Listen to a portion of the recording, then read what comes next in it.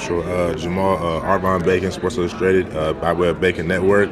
I was over there talking to Coach Key. He was talking about you had a story. You just talked about not being the biggest guy, always having the biggest heart. You know what I'm saying? So, what's just a little bit about your story? You know what I'm saying? How you gotten from a young man to high school to the point you're at now? Yes, sir.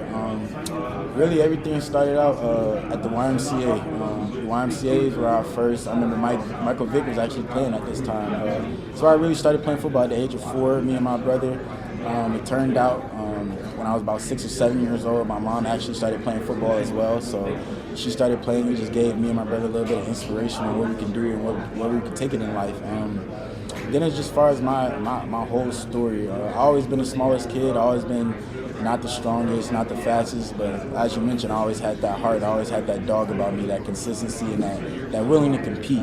And coaches over the years seeing that and respected it, and I always carried that mentality on any field that I stepped on, be able to compete and be able to show them like nobody can mess with me. So that's probably been the story of my life, honestly, my whole life. Just showing up, showing out, showing up. I'm not the one to mess with. So you always knew you was going to be at this point? At this point, yes, sir. I always came in with that confidence, yes, sir. I actually had a crazy story. When I was 9 years old, one of my best friend's players, his pops, after a game, I done scored like 3 or 4 touchdowns. He just pulled me to the side. He's like, "Son, you're going to be playing college football one day." I still remember those words. I still remember that team we played. Like those words that stuck with me like really my whole life, honestly. You know what I'm saying? What's your process like? You know, Jerry McCann, he's a big meditator, writes it down his just dreams. And what's something that you do to kind of stay locked in when times get tough?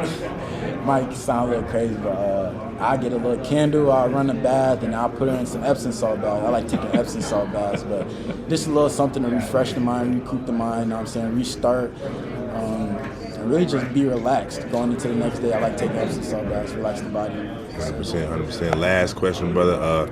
Grayson, you know what I'm saying, they're applying for a state run this year, man. Do you have a relationship with Tyler Atkinson? If so, what type of questions does he ask you to better prepare himself for the next level? I don't have a big relationship with Tyler, but I definitely DM and I definitely hit them up all the time, you know what I'm saying, to keep Grayson the way that it's supposed to be ran. Make sure they have real good leaders on that field, because Grayson has been in a little transition stage as far as like coaching, as far as players and where they want to be as a program.